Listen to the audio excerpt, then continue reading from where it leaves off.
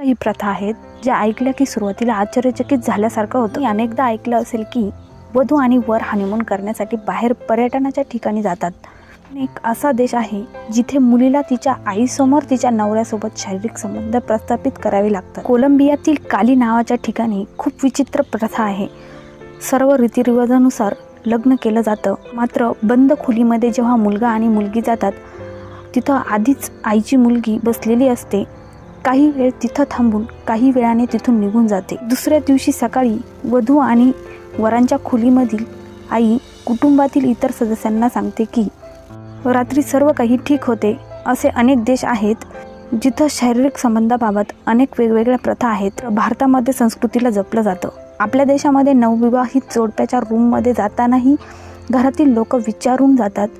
भारतात लग्नानंतर हनीमूनसाठी बाहेर जातात.